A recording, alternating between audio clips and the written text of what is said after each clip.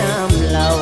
ได้ยินเขาเอิ้นเอาควนบ่าวสาวให้ยกจอกเต้ามาให้ลงคอเขาหอมแก้มนางไอ้ก็หอมแก้วเหล่านี่น้อเขาพากันไปเข้าเฮือนหอส่วนไอ้นี่น้อเสเข้าหาเราเสียใจทั้งไอ้อย่าปลอบใจมีแต่ทนขอลืมน้องด้วยน้ำ